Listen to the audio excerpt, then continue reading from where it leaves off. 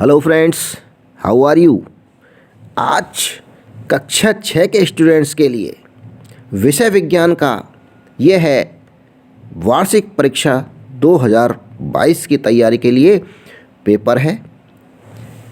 किस तरह का पेपर आएगा ये देख लीजिए और इसमें सामान्य निर्देश किस तरह के होंगे ये आपको मैं अभी बता देता हूँ। पहला जो निर्देश है वो है परीक्षार्थी सर्वप्रथम अपने प्रश्न पत्र पर नामांक अनिवार्यतः लिखें। यानी कि जो आपका रोल नंबर है उसको आपको अपना जो पेपर मिलेगा उस पर ज़रूर लिखना है, सबसे पहला काम है। दूसरा पॉइंट है प्रश्न पत्र में कुल 25 प्रश्न हैं। जितने भी प्रश्न आएंगे वो लिखे हुए हैं, वो जानकारी दी हुई है कि इस प्रश्न पत्र में कुल प्रश्न 25 हैं। तीसरा निर्देश है सभी प्रश्न हल करने अनिवार्य हैं। यानी सारे के सारे जो प्रश्न दिए हुए हैं 25 के 25 वो सारे करने हैं, कोई भी उनमें छोड़ना नहीं है यदि प्रश्न आपको सारे आते हैं तो। चौथा पॉइंट है प्रत्येक प्रश्न का उत्तर दी गई उत्तर पुस्तिका में ही लिखें। यानी प्रश्न पत्र जो पेपर तो मिलेगा ही, उसके उत्तर लिखने के लिए आपको एक उत्तर पुस्तिका कॉपी मिलेगी, उसके अंदर ये सारे के सारे उत्तर आपको लिखने हैं। पेपर पर आपको उत्तर नहीं लिखने। पांचवा प्रश्न है जिन प्रश्नों में आंतरिक खंड है उन सभी के उत्तर एक साथ ही लिखें। जिन प्रश्नों में आंतरिक खंड, जैसे कि यहाँ पर देखिए छठा निर्देश और पढ़िए, प्रश्न संख्या 1 से 7 तक बहुविकल्पीय प्रश्नों के उत्तर तालिका बनाकर उत्तर पुस्तिका में लिखें और प्रश्न संख्या 8 से 10 तक के सभी खंडों के उत्तर एक ही साथ लिखें। तो 8, 9 और 10 इनके अंदर छोटे छोटे प्रश्न हैं, खंड हैं, यानी तो उनका जैसे प्रश्न संख्या 8 लगाया और उसके सारे के सारे जो छोटे प्रश्न हैं उनके एक साथ ही उत्तर लिखने हैं। प्रश्न संख्या 10 लिखना है, 10 के उत्तर लिखने हैं, तो वो सारे के सारे छोटे प्रश्न हैं आंतरिक खंड कहलाएंगे, उनके उत्तर आपको एक साथ ही लिखने हैं। अब है 9वां पॉइंट है, 8वां पॉइंट है प्रश्न संख्या 11 से 15 तक के उत्तर अधिकतम 20 शब्दों में देने हैं। ये 2-2 नंबर के प्रश्न हैं जिनके अधिकतम 20 शब्दों में उत्तर देने हैं। 9वां जो निर्देश है उसमें है प्रश्न संख्या 16 से 20 के उत्तर अधिकतम 30 शब्दों में देने हैं। 21 से 22 यानी 21 और 22 जो प्रश्न संख्या हैं उनके उत्तर अधिकतम 40 शब्दों में देने हैं। और 11वां पॉइंट है प्रश्न संख्या 23 से 25 यानी 23, 24 और 25 के उत्तर अधिकतम 60 शब्दों में देने हैं। तो शुरुआत करेंगे प्रश्न पत्र की।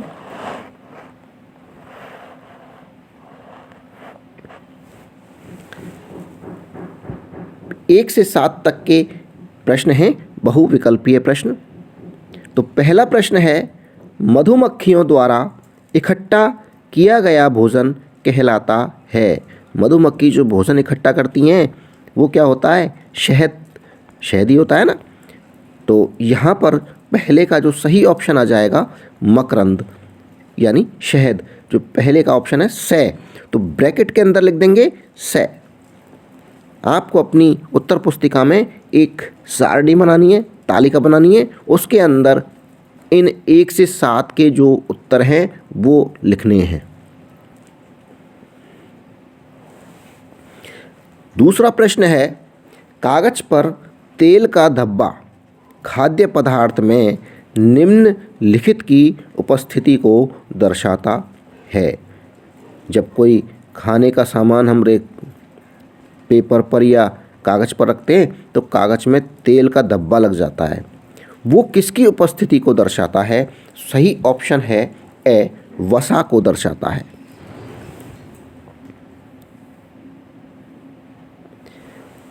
तीसरा प्रश्न है, पौधों का निम्न भाग मिट्टी के अंदर होता है। तो पौधों का कौन सा भाग मिट्टी के अंदर होता है? जड़। तो सही ऑप्शन हो गया तीसरे का ए।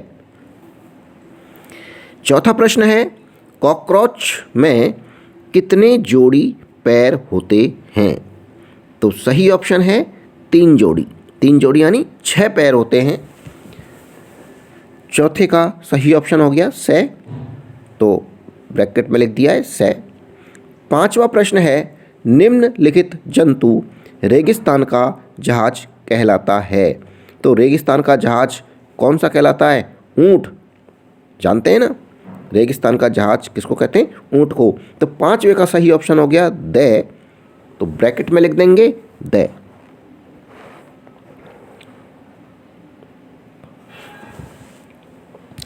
छठा प्रश्न है, 1 सेंटीमीटर में मिलीमीटर होते हैं। तो 1 सेंटीमीटर में कितने मिलीमीटर यानी मिमी, शॉर्ट में लिखेंगे मिमी, मिलीमीटर को। तो यहाँ सही ऑप्शन आ जाएगा छठे में ए, 10 मिमी यानी 10 मिलीमीटर। 1 सेंटीमीटर में होते हैं 10 मिलीमीटर। तो छठे का सही ऑप्शन है ए, ब्रैकेट में लिख दिया है ए। सातवां प्रश्न है, वस्त्र हैं। तो वस्त्र किस तरह के होते हैं? क्या आर पार बिल्कुल साफ साफ दिखाई देता है? नहीं। क्या अपारदर्शी होते हैं, कुछ भी दिखाई नहीं देता? ये भी गलत है। पारभासी, कुछ धुंधला धुंधला सा दिखाई देता है। तो सही जो ऑप्शन है सातवें का वो हो जाएगा से, पारभासी। अब आ गए हैं रिक्त स्थान की पूर्ति कीजिए। 8वां प्रश्न है, पहला है 8वें का, हमारे शरीर के लिए आवश्यक घटक रिक्त स्थान कहलाते हैं। तो सही आ जाएगा पोषक। हमारे शरीर के लिए आवश्यक घटक पोषक कहलाते हैं।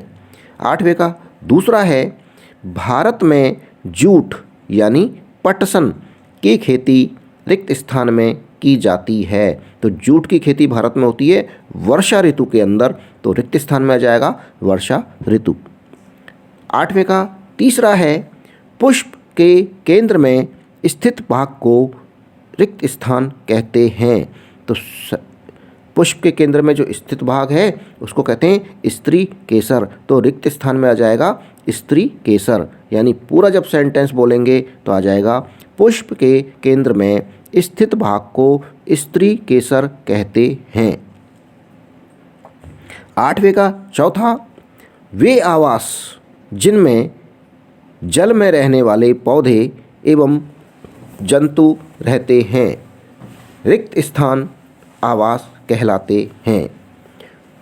तो ऐसी जगह जहाँ पर जो जल में पौधे और जंतु रहते हैं तो वो आवास कौन सा कहलाएगा? जलीय आवास। तो पूरा वाक्य हो जाएगा, वे आवास जिनमें जल में रहने वाले पौधे एवं जंतु रहते हैं जलीय आवास कहलाते हैं। तो रिक्त स्थान में आ गया है जलीय।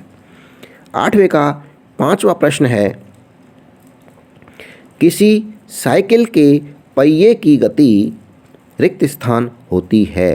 तो साइकिल के पहिए की गति कैसी होती है? वर्तुल गति, एक ही धुरी पर घूमता रहता है।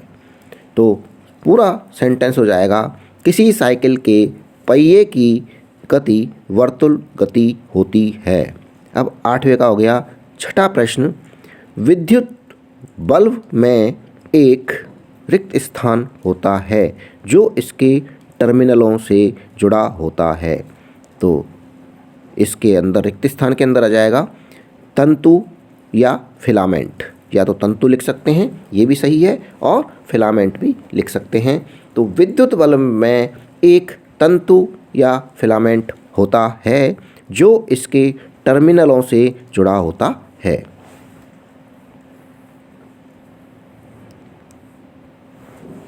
अब है प्रश्न संख्या 9। यहाँ है सत्य या असत्य कथन को छांटना है, यानी कि सत्य है कथन तो सत्य लिखना है और असत्य है, गलत है तो उसमें असत्य लिखना है। तो यहाँ पहला है, वे वस्तुएं जो स्वयं प्रकाश का उत्सर्जन करती हैं दीप्त पिंड कहलाती हैं। ये सत्य है या असत्य है? अभी मैं आपको इनके सबके उत्तर भी बताऊंगा। तो एक एक करके प्रश्नों को पढ़ते हैं। दूसरा है 9वें का, सूची छिद्र कैमरे के द्वारा देखे गए प्रतिबिंब सीधे होते हैं। ये सत्य है या असत्य है? ये गलत है या सही है? ये वाक्य हमको चेक करना है। यदि लग रहा है कि ये सीधे प्रतिबिंब नहीं होते तो ये जो कथन है ये असत्य कहलाएगा। तीसरा है, प्रकाश सरल रेखा में गमन करता है। ये कथन सही है या गलत है? ये हमें लिखना है, बताना है। 9वें का चौथा है, ऐसी वस्तुएं जिनके आर पार आसानी से देखा जा सकता है अपारदर्शी वस्तुएं कहलाती हैं। आर पार देखते हैं तो वो वस्तुएं अपारदर्शी कहलाती हैं या नहीं कहलाती? ये कथन सत्य है या असत्य है? ये लिखना है।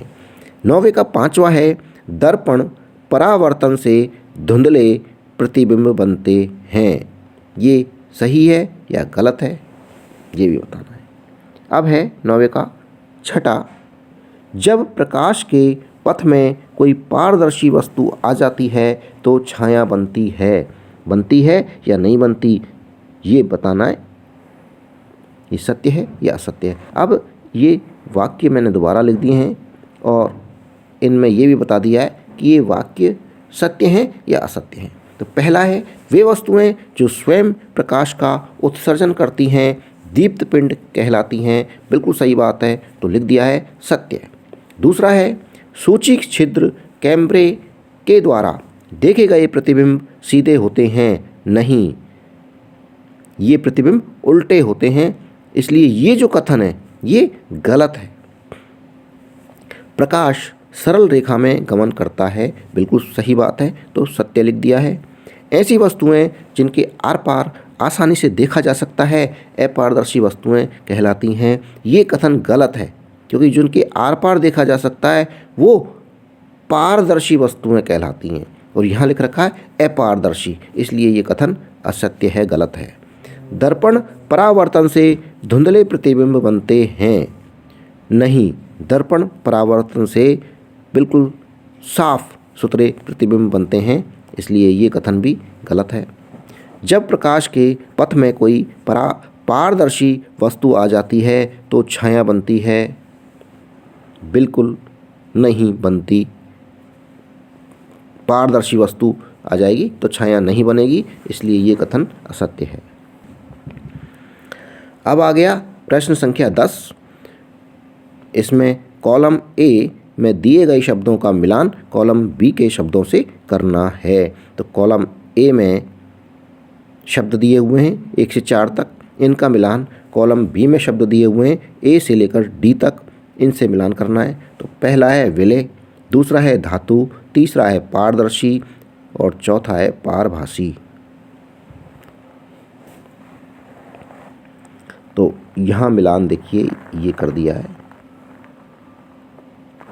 यहाँ पर विलय जो है वो क्या हो जाती है, चीनी घुल जाती है, विलयशील है, इसलिए पहले का सी से मिलान कर दिया। दूसरा है धातु, कौन सा है इनमें, लोहा होता है धातु, तो इसको डी से मिलान कर दिया। तीसरा है पारदर्शी, कांच पारदर्शी होता है, इसलिए तीसरे का मिलान हो गया ए से। चौथा है पारभासी, यानी चिकना कागज़ जो होता है उसमें धुंधला दिखाई देता है, इसलिए चौथे का मिलान हो गया बी से।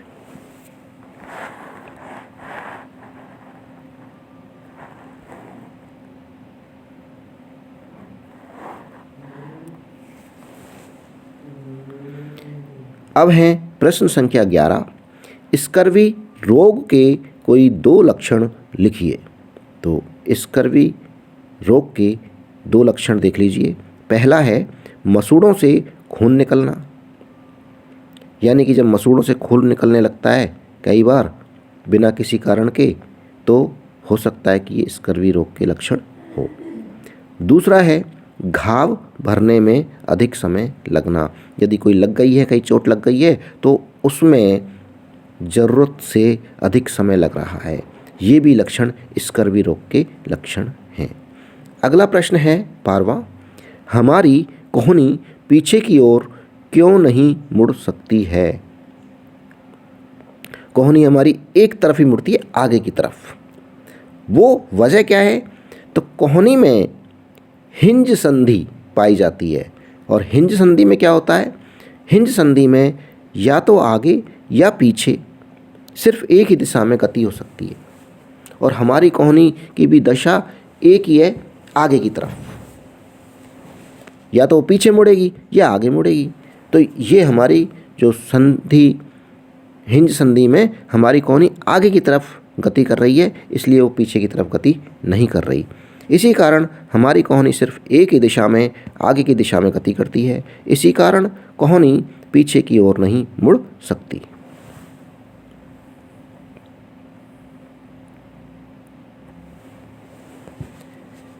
अब है 13वां प्रश्न, हमारे भोजन के मुख्य पोषक तत्वों के नाम लिखिए। उत्तर हो जाएगा, हमारे भोजन के मुख्य पोषक तत्व कार्बोहाइड्रेट, प्रोटीन, वसा, विटामिन तथा खनिज लवण हैं। इनके अतिरिक्त हमारे भोजन में रुक्षांश यानी आहारी रेशे और जल भी होते हैं, जो हमारे शरीर के लिए आवश्यक हैं। अब है 14वां प्रश्न, राधा के घर तथा उसके स्कूल के बीच की दूरी 3250 मीटर है। इस दूरी को किलोमीटर में व्यक्त कीजिए। तो उत्तर देख लीजिए, चूँकि 1000 मीटर बराबर होता है 1 किलोमीटर, इसलिए 1 मीटर कितना हो जाएगा? 1/1000 किलोमीटर, और 3250 मीटर हो जाएगा कितना? इसको गुणा कर देंगे 1/1000 को, किससे? 3250 से, और जब इसको सॉल्व करेंगे काट पीट के, तो आ जाएगा 3.250 किलोमीटर। तो राधा के घर तथा उसके स्कूल के बीच की दूरी किलोमीटर में हो गई 3.250 किलोमीटर। यही उत्तर है।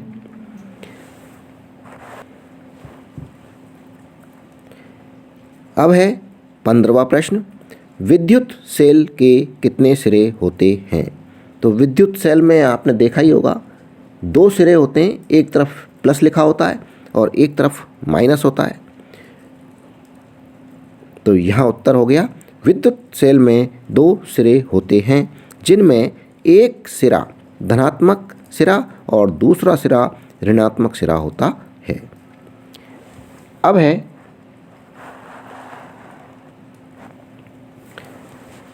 16वां प्रश्न, सर्वाहारी जंतु तथा मांसाहारी जंतु में अंतर बताइए।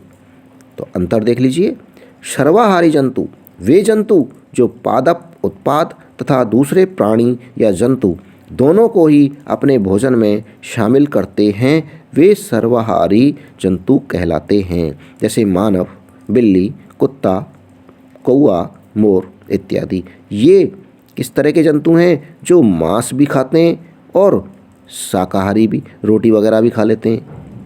जैसे मानव है, इंसान है, वो मांस भी खा लेता है और सब्जी वगैरह भी खा लेता है। तो बिल्ली भी इसी तरह की है, रोटी भी खा लेती है और चूहे भी खाती है। कुत्ते का भी यही हाल है।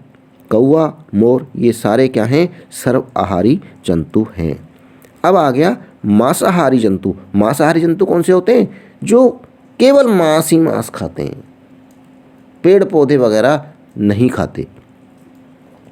परिभाषा देख लीजिए, वे जंतु जो केवल जंतुओं को ही खाते हैं, वे मांसाहारी जंतु कहलाते हैं। जैसे शेर, चीता, छिपकली, लोमड़ी, सांप इत्यादि।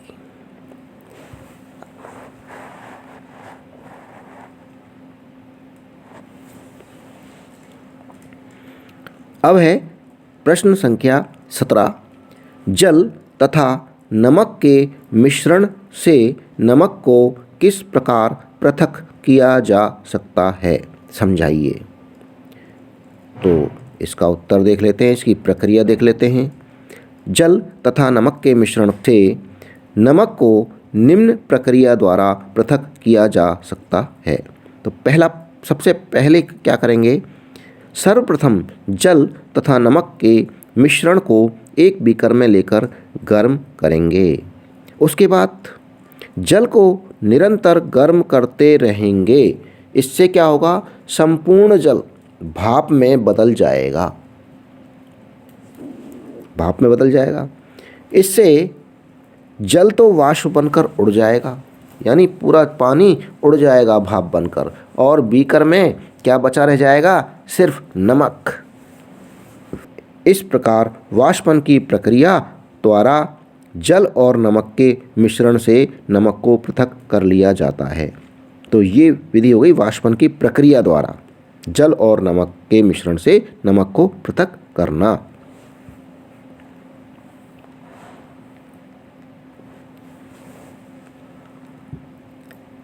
अब है प्रश्न संख्या 18।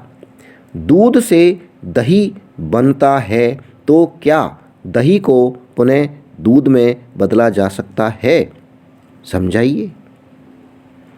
दूध से दही तो बनता देखा है, लेकिन दही से दोबारा दूध बनता हुआ देखा है कभी? नहीं देखा ना। घर में हम रोज़ दही जमाते हैं, उसके बाद दही से दूध कभी बनाया है? नहीं बनाया। तो उत्तर देख लेते हैं। दूध से दही तो बनाया जा सकता है। इसके लिए दही कैसे बनाएंगे ये बता रहा हूँ। इसके लिए गुनगुने दूध में थोड़ा सा गुनगुना होना चाहिए, हल्का सा गर्म, बहुत ज़्यादा गर्म भी नहीं होना चाहिए और बहुत ज़्यादा ठंडा नहीं होना चाहिए। तो गुनगुने दूध में दही की थोड़ी सी मात्रा, दही की थोड़ी सी मात्रा क्या कहते हैं उसको, जावन, जावन बोलते हैं। तो गुनगुने दूध में दही की थोड़ी सी मात्रा मिलाई जाती है। दूध को हिलाकर कुछ घंटों के लिए एक गर्म स्थान पर, बहुत ज़्यादा गर्म नहीं, थोड़ा सा नॉर्मल गर्म स्थान पर आराम से रख देंगे। कुछ ही घंटों में रासायनिक परिवर्तन के कारण दूध से दही बन जाता है, परंतु इस परिवर्तन को उत्क्रमित नहीं किया जा सकता, यानी उल्टा नहीं किया जा सकता। दही से वापस दूध को नहीं बना जा सकता। यही कारण है कि दही को पुनः दूध में बदला नहीं जा सकता, क्योंकि ये रासायनिक परिवर्तन है। अब है प्रश्न संख्या 19। पक्षी उड़ सकते हैं कारण सहित समझाइए।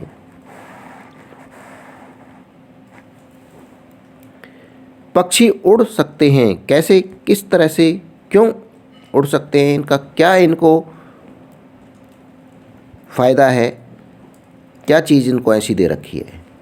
पक्षी उड़ सकते हैं क्योंकि पक्षियों का शरीर उड़ने के अनुकूल बना होता है।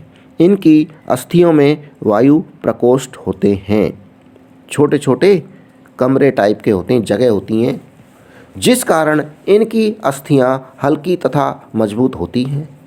इनके पिछले पैरों की अस्थियां चलने एवं बैठने के अनुकूलित होती हैं और आगे के पैरों की अस्थियां पंखों में रूपांतरित हो जाती हैं। इनके कंधों की अस्थियां मजबूत होती हैं तथा वक्ष यानी छाती की अस्थियां उड़ने वाली पेशियों को जकड़े रखने के लिए विशेष रूप से रूपांतरित होती हैं तथा पंखों को ऊपर नीचे करने में सहायक होती हैं। ये हो गया 19वें प्रश्न का उत्तर। अब चलेंगे प्रश्न संख्या 20 पर। पंखे की पंखुड़ियाँ तथा घड़ी की सुइयाँ कैसी गति करती हैं? क्या इनकी गति रेलगाड़ी की गति जैसी होती है? तो पंखे की पंखुड़ियाँ तथा घड़ी की सुइयाँ वर्तुल गति करती हैं, अर्थात इनकी दूरी एक निश्चित बिंदु से हमेशा समान रहती है। इनकी गति रेलगाड़ी की गति जैसी नहीं होती, क्योंकि रेलगाड़ी एक स्थान से दूसरे स्थान तक गति करती है। अब आ गया प्रश्न संख्या 21। छालन से क्या अभिप्राय है? यह कहाँ उपयोग होता है? तो छालन एक पृथक्करण की विधि है जिसमें महीन कण तो छलनी के छिद्रों से छनकर नीचे निकल जाते हैं, जबकि अशुद्धियाँ बड़े कणों के रूप में छलनी यानी चालनी में ही रह जाती हैं।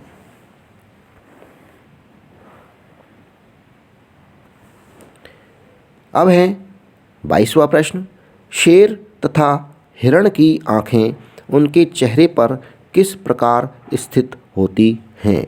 उत्तर है शेर की आँखें उसके चेहरे के सामने की ओर स्थित होती हैं, जो कि उसे वन में दूर तक शिकार खोजने में सहायता करती हैं, जबकि हिरण की आँखें उसके सिर के पार्श्व में दोनों ओर स्थित होती हैं, जो कि प्रत्येक दिशा में देखकर खतरा महसूस कर सकती हैं। शेर को शिकार के लिए आँखें दी हैं भगवान ने, और हिरण को अपना शिकार होने से बचाने के लिए आँखें दी हैं। अब है 23वां प्रश्न। तागे से वस्त्र बनाने की कोई 2 विधियों का वर्णन कीजिए।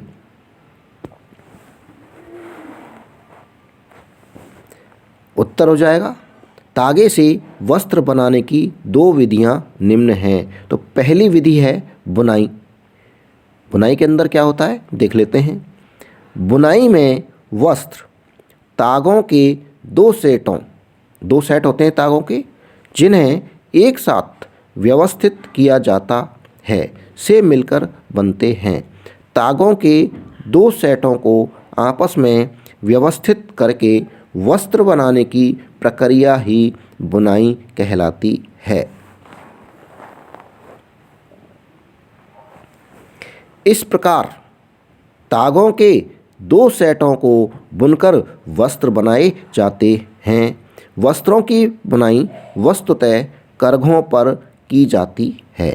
करघे हस्तचालित व विद्युत चालित दोनों ही प्रकार के होते हैं।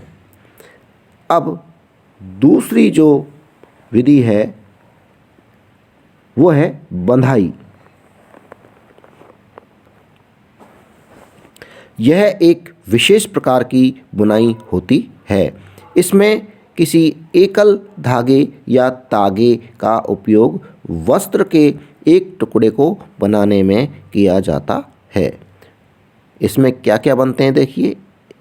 इस बंधाई की जो होती है प्रकार, मोजे, स्वेटर और बहुत सी अन्य पहनने की वस्तुएं बंधाई द्वारा बने वस्त्रों से बनाई जाती हैं।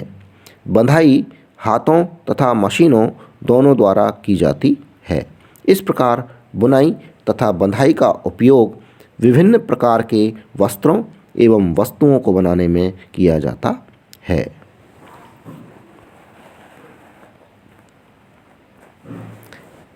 अब है 24वां प्रश्न। एक पत्ती की संरचना का सचित्र वर्णन कीजिए। सचित्र यानी चित्र भी बनाना है और उसकी संरचना का वर्णन करना है। तो इसका उत्तर है तने पर हरे रंग की जो संरचनाएं होती हैं उन्हें पत्ती कहते हैं। हरे हरे रंग की क्या होती हैं, पत्तियां लगी होती हैं, संरचनाएं जो बनी हैं उन्हें पत्ती कहते हैं। पत्ती का वह भाग जिससे वह तने से जुड़ी रहती है, तने से जुड़ी हुई होती है, बीच में पत्ती और तने के बीच में एक डंडी होती है, उसको पर्णवृंत कहते हैं।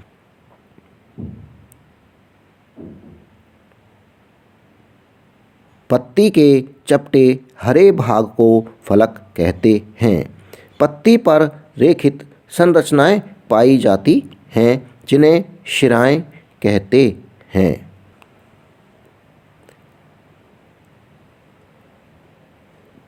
इनमें से पत्ती के मध्य में एक मोटी शिरा होती है जिसे मध्य शिरा कहते हैं, और इस मध्य शिरा से छोटी छोटी जो संरचनाएं जुड़ी होती हैं उन्हें भी शिराएं कहते हैं। पत्तियों पर शिराओं द्वारा बनाए गए डिजाइन को शिरा विन्यास कहते हैं।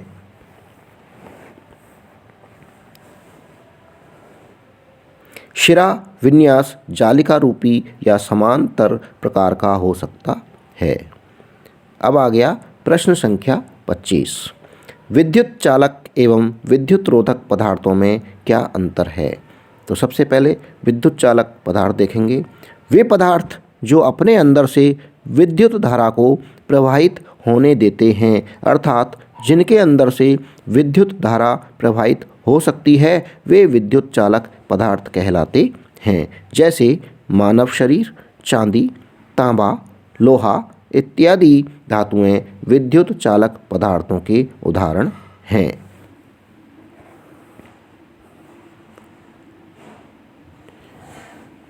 और विद्युत रोधक पदार्थ कौन से हैं? वे पदार्थ जो अपने अंदर से विद्युत धारा को प्रवाहित नहीं होने देते, अर्थात जिनके अंदर से विद्युत धारा प्रवाहित नहीं हो सकती है, वे विद्युत रोधक पदार्थ कहलाते हैं। जैसे लकड़ी, रबड़, प्लास्टिक जैसी वस्तुएं विद्युत रोधक पदार्थों के उदाहरण हैं। इसी के साथ में ये वार्षिक परीक्षा का पेपर वाला जो वीडियो है समाप्त हुआ। जो चैनल पर नए हैं वो चैनल को सब्सक्राइब कर लें, और वीडियो पसंद आ रहा है तो वीडियो को लाइक कर लें। धन्यवाद। Thank you.